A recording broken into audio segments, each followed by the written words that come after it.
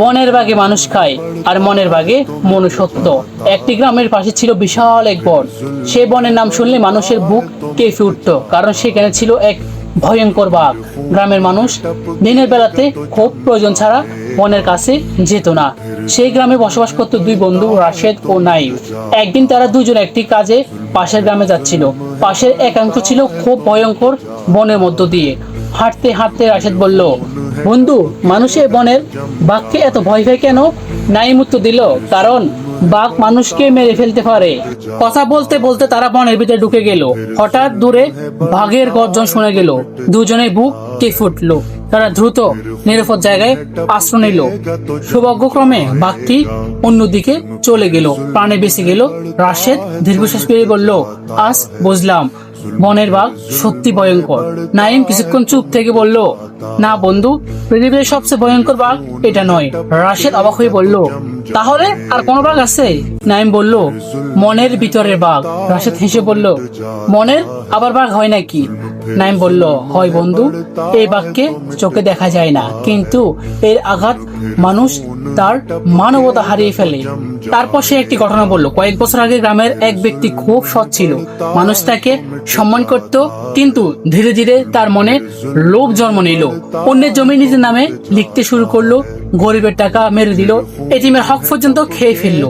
একদিন এক বৃদ্ধ বলেছিল, তোমাকে বনের বাঘ খায়নি, কিন্তু মনের বাঘ খেয়ে ফেলছে তোমাকে। সেদিন কেউ কথাটার অর্থ বুঝতে পারেনি, কিন্তু পরে সবাই বুঝেছিল লোভের সেই বাঘ তার বিবেককে গ্রাস করে ফেলেছিল। কিছু দূর হাঁটার পর নাইম আবার বলল, শুধু লোভ নয়, হিংসাও এক ধরনের বাঘ। অনেক মানুষ অন্যের সুখ দেখতে পারে না, অন্যের উন্নতি দেখতে পারে না, তাদের বুক জ্বলে উঠে। তখন তারা মিথ্যা রটায়, অপবাদ দেয়, সম্পর্ক নষ্ট করে। বাইরে মানুষ থাকলেও ভিতরে তার মনুষ্যত্ব থাকে না। রাগও একটা বাঘ। এক মুহূর্তের রাগের মানুষ এমন কথা বলে ফেলে, এমন কাজ করে ফেলে, যার জন্য সারা জীবন অনুতাপ করতে হয়। অহংকার একটি বাঘ। মানুষ যখন ভাবে আমি সবার চেয়ে বড়, তখন সে ধীরে ধীরে মানুষের প্রতি সম্মান হারিয়ে ফেলে। আর হিংসা, লোভ, রাগ, অহংকার, প্রতিশোধ সবগুলো মিলে যখন মানুষের হৃদয়ে বাসা বাঁধে, তখন সে দেখতে মানুষের মতো থাকলেও ভিতরে ভিতরে মনুষ্যত্ব মরে যায়। রাশেদ দীর্ঘশ্বাস পেয়ে বলল, তাহলে বনের বাঘ শুধু শরীরকে আক্রমণ করে, কিন্তু মনের বাঘ আত্মাকে আক্রমণ করে। নাই মাথা নিয়ে বলল, ঠিক তাই।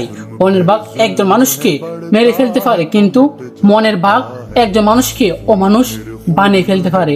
সেদিন তারা নিরাপদে গ্রামে ফিরে এলো, কিন্তু রাশেদের মনে নাইমের কথাগুলো গেঁথে রইল।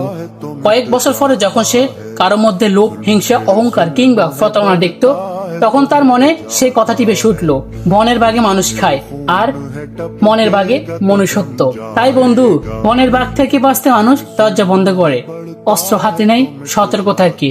কিন্তু মনের বাঘ থেকে বাঁচতে দরকার সত্যবাদিতা, ধৈর্য, বিনয়, আল্লাহভীতি এবং নিজের বিবেককে জাগ্রত রাখা। কারণ বনের বাঘ যদি তোমাকে আক্রমণ করে, হয়তো জীবন হারাবে, কিন্তু মনের বাঘ যদি তোমাকে গ্রাস করে, তাহলে জীবিত থেকেও মানুষ হিসেবে বেঁচে থাকা কঠিন হয়ে যাবে। অতএব বনের বাঘ থেকে যেমন সাবধান থাকো, তার চেয়েও বেশি সাবধান থাকো মনের বাঘ থেকে। কারণ বনের বাঘ মানুষ খায় আর মনের বাঘ মনুষ্যত্ব খেয়ে ফেলে।